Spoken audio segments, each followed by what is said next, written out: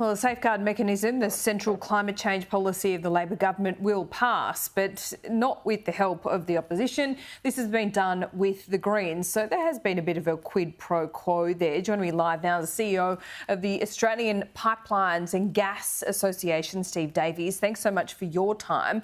What's your problem with the final legislation that will pass the Parliament? Morning, Laura. Thanks for having me. Before we get to the problems, I think it's important to say that the safeguard mechanism is a really important piece of legislation. We do need to reduce emissions as quickly as possible, and this is a tool that will help us do it. It's great that the deal has been done to get it in place. Some of the things that are in it about the processes to get new carbon credit units developed and used is really good. The provisions for manufacturers are also really promising. But like anything, when there's a negotiation, there's a bit of compromise that has to be done.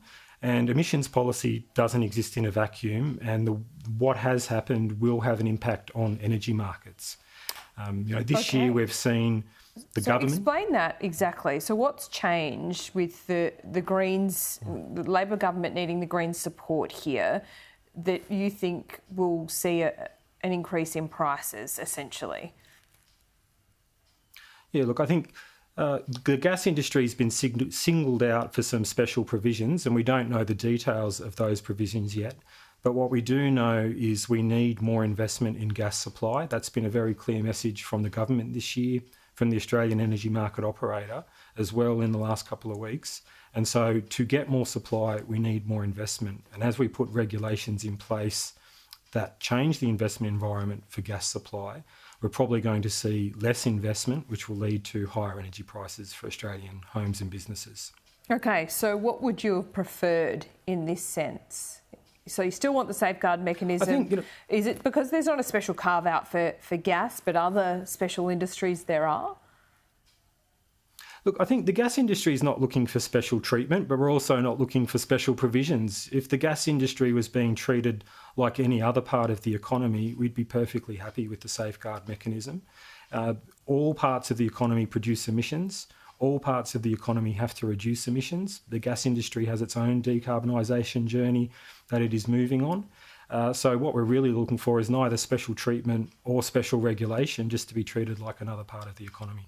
Okay, so is it too late? I mean, it sounds like it's too late. The government's done a deal. Chris Bowen's defending it and essentially said that, he has the power to tweak things along the way. Are you just holding out hope that he'll use that power? Look, I don't think we need to hold out hope that that power will be used.